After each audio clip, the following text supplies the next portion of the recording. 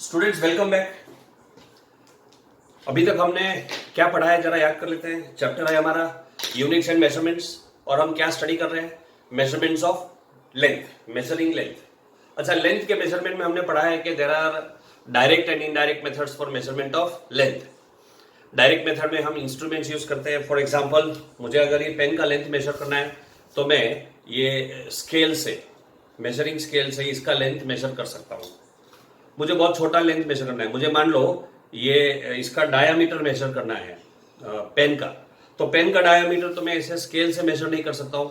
अच्छा, दूसरी बात, ये बहुत छोटा भी है, तो मैं इस तरह से एक वर्नियर कैलिपर्स की मदद से भी, ये वर्नियर कैलिपर से मैंने वर्नियर कैलिपर्स में पेन ऐसे लगा दिया और यहां से आप देखिए, यहां से हम रीडिंग ले सकते हैं। आपको दिख रहा है ये रीडिंग? तो ये रीडिंग जो है ये लेकर के हम पेन का डायामीटर मेजर कर सकते हैं। ऑलराइट, लेकिन बहुत और भी पतला कोई मेजरमेंट लेना है हमको, छोटा मेजरमेंट लेना है, जैसे कि फॉर एग्जांपल मुझे ये कार्डबोर्ड का थिकनेस मेजर करना है। तो ये कार्डबोर्ड का थिकनेस मेजर करने के लिए मैं इस तरह से स्क्रू गॉज बोलते हैं इसको, माइक्रोमीटर स्क्रू गॉज, इसको यूज कर सकता हूं। ये स्क्रू गॉज में आप देखो तो यहां पर बीच में जो स्पेस है, उस स्पेस में मैं ये कार्डबोर्ड को लगा देता हूं और ऐसे कार्डबोर्ड को लगा दिया और इसके ऊपर ये जो सर्कुलर स्केल है, this scale is called as circular scale.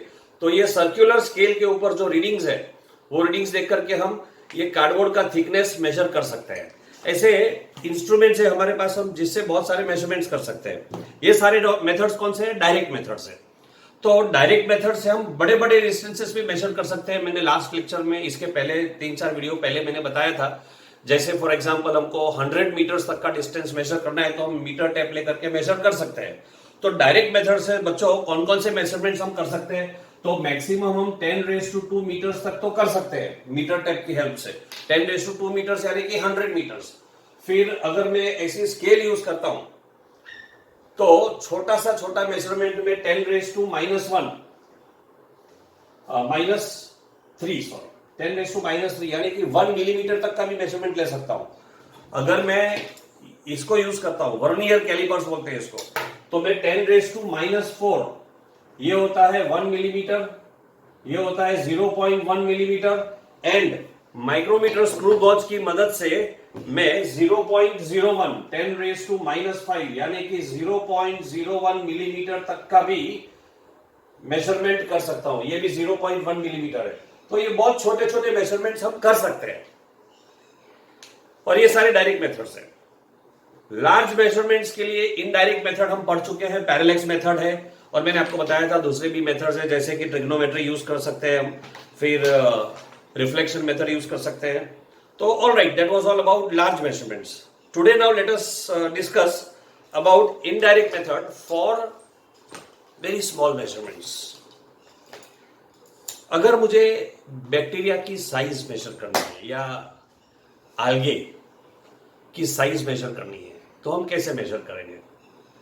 आल्गे की साइज मेजर करनी है तो ऑफ कोर्स ये जो मेरा स्क्रू गॉज था या वर्नियर कैलिपर्स था वो काम नहीं आएगा।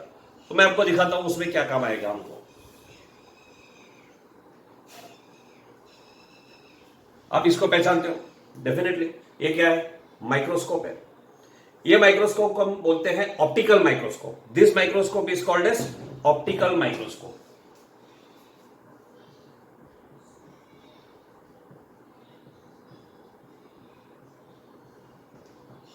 इसको ऑप्टिकल माइक्रोस्कोप क्यों बोलते हैं? क्योंकि इससे हम जो ऑब्जेक्ट को देखते हैं, नॉर्मली ऑब्जेक्ट को हम ये प्लेटफॉर्म पर रखते हैं, इसे हम जिस ऑब्जेक्ट को ऑब्जर्व करते हैं उस ऑब्जेक्ट के ऊपर लाइट इंसिडेंट होती है और उस लाइट से हम देख सकते हैं, लाइट के रिफ्लेक्शन से हम देख सकते हैं। एग्जांपल, अगर ये कोई ऑब्जेक्ट है तो ये इंसिडेंट लाइट है, उस ऑब्जेक्ट के ऊपर लाइट गिरती है और वो रिफ्लेक्ट होकर के वापस आती है, तब हमको वो ऑब्जेक्ट दिखाई देता है। अब एक बात है स्टूडेंट्स, ये जो ऑब्जेक्ट्स होते हैं ना, माइक्रोस्कोपिक ऑब्जेक्ट्स बहुत ज्यादा छोटे होते हैं और यहां पर लाइट का एक फिनोमिना वर्क करता है जो हम आगे जाकर हायर क्लासेस में स्टडी करेंगे। लेकिन आपको इतना तो पता है कि light travels in the form of a wave, ऐसे वेव के फॉर्म में लाइट ट्रैवल करती है। अब लाइट इस तरह से वेव के फॉर्म में आती है और रिफ्लेक्ट होने के बाद भी वो ऐसे वेव के फॉर्म में आ गई। आपको पता है इसको क्या बोलते हैं? क्रेस्ट बोलते हैं। दो क्रेस्ट के बीच में जो डिस्टेंस है उस डिस्टेंस को बोलते हैं वेवलेंथ। अब मुझे बताओ, अगर हमारा ऑब्जेक्ट लाइट के वेवलेंथ से छोटा होगा, ये लाइट का एक वेव आ रहा है और मेरे ऑब्जेक्ट यहां पर कहीं पर रखा हुआ है, अब ये मेरा ऑब्जेक्ट जो है लाइट के वेवलेंथ से छोटा है, तो क्या होगा? मेरा लाइट का वेवलेंथ इस ऑब्जेक्ट के ऊपर स्ट्राइक करने की बजाय ऐसे चला जाएगा। एक फिनोमिना है जिसको हम बोलते हैं डिफ्रैक्शन। आप इसको 12th में ज्यादा अच्छे से स्टडी करोगे, इसलिए अभी ज्यादा टेंशन मत लो। लेकिन डिफ्रैक्शन, इंटरफियरेंस, ऐसे कुछ फिनोमिना होते हैं जो बहुत ज्यादा छोटे ऑब्जेक्ट्स हो गए तब हमें देखने मिलते हैं। तो ऐसे समय हमको प्रॉपरली रिफ्लेक्टेड लाइट नहीं मिलेगा। डिफ्रैक्शन की वजह से जो लाइट हमको मिलती है वो एग्जैक्टली रिफ्लेक्टेड लाइट नहीं मिलेगी और हम प्रॉपर मेजरमेंट्स नहीं कर सकते हैं। अब सवाल ये उठता है कि लाइट का वेवलेंथ कितना होता है? लाइट का वेवलेंथ होता है 4000 एंगस्ट्रॉम्स टू 7000 एंगस्ट्रॉम्स। ये एंगस्ट्रॉम्स कितना होता है मैंने एक लेक्चर में आपको पहले भी समझाया था। ए और ऊपर ऐसे छोटा सा डॉट लिखते हैं तो इसको बोलते हैं एंगस्ट्रॉम।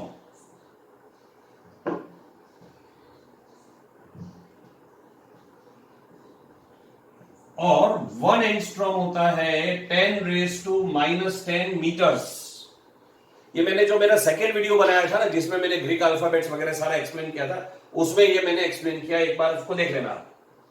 तो 10⁻⁻10 एंगस्ट्रॉम्स, तो 4000 एंगस्ट्रॉम्स हो जाएगा 4000 multiplied by 10⁻⁻10 to 7000 multiplied by 10⁻⁻10।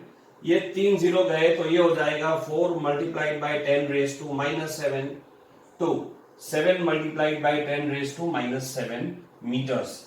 ये रेंज में, ये माइक्रोस्कोप से हम सिर्फ इस रेंज के ऑब्जेक्ट्स को देख सकते हैं और उनको मेजर कर सकते हैं। इससे छोटे ऑब्जेक्ट्स को मेजर नहीं कर सकते, यानी यह माइक्रोस्कोप उसमें फेल हो जाएगा। अब उससे छोटे ऑब्जेक्ट्स कौन से होते हैं? तो नॉर्मली एटम्स एंड मॉलिक्यूल्स का साइज बहुत छोटा होता है, वो इससे भी छोटा होता है, 10⁻⁻7 मीटर से कम रेंज में। एटम का जो साइज होता है वो 10⁻⁻10 मीटर्स की रेंज में आता है। तो ऑब्वियसली ये माइक्रोस्कोप हमको काम नहीं आएगा, ये ऑप्टिकल माइक्रोस्कोप है। ऐसे टाइम पर हम एक दूसरा माइक्रोस्कोप यूज करेंगे जिसको बोलते हैं, यस आपने नाम सुना है उसका, correct, electron microscope. We use a microscope called as electron microscope.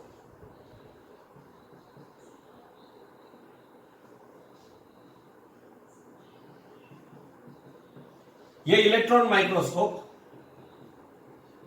Electron का बीम फोकस करता है। It focuses electron beam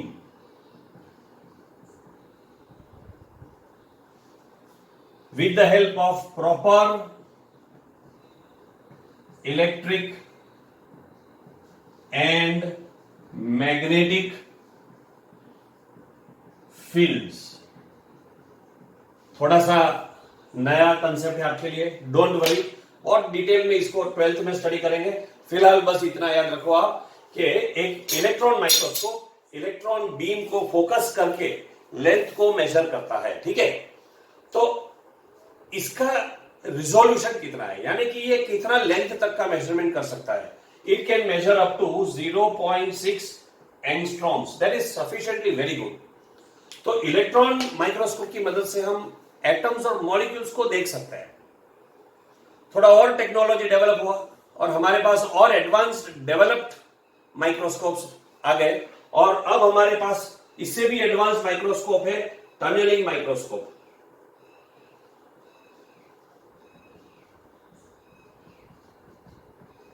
tunnelling microscope से हम एटम्स और मॉलिक्यूल्स का साइज ज्यादा एक्यूरेटली मेजर कर सकते हैं। तो ये कुछ इंस्ट्रूमेंट्स हैं जो हमको मेजरमेंट्स को ज्यादा एक्यूरेटली करने में हेल्प कर सकते हैं, लेकिन उससे ज्यादा छोटे मेजरमेंट्स लेने हैं तब हमारे ये इंस्ट्रूमेंट्स भी काम नहीं आएंगे, ठीक है। और ज्यादा हाई स्पीड पर ये अपना इलेक्ट्रॉन बीम होता है वो भी वेव की तरह बिहेव करता है, और उसका वेवलेंथ जो है उससे छोटा पार्टिकल बोला तो फिर से प्रॉब्लम आने वाला है। तो ये सारे प्रॉब्लम्स तो रहते ही है, तो हमको फिर छोटे मेजरमेंट्स के लिए भी इनडायरेक्ट मेथड पर आना पड़ेगा। जैसे लार्ज मेजरमेंट्स के लिए इनडायरेक्ट मेथड में हमने पैरालेक्टिक मेथड स्टडी किया था, वैसे छोटे बहुत छोटे एक मॉलिक्यूल का साइज अगर हमको मेजर करना है तो और एक इनडायरेक्ट मेथड है, बड़ा इंटरेस्टिंग मेथड है, जिसे हम ऑलिक एसिड को यूज करने वाले हैं, कुछ पाउडर्स यूज करने वाले हैं। तो दोस्तों ये जो एक्सपेरिमेंट है बहुत मजेदार एक्सपेरिमेंट है, इंटरेस्टिंग एक्सपेरिमेंट है, मैं उसको मेरे नेक्स्ट वीडियो में बताने वाला हूं। एक बेसिक एस्टिमेशंस का जो आइडिया होता है वो मैंने आज आपको दे दिया। मेरा नेक्स्ट वीडियो इमीडिएटली मैं बहुत जल्दी बनाकर रखने वाला हूं, पोस्ट करने वाला हूं, जिसमें हम ऑलिक एसिड की मदद से मॉलिक्यूलर साइज कैसे मेजर करते हैं उसका इनडायरेक्ट मेथड देखने वाले हैं। ठीक है students, till then take care, bye.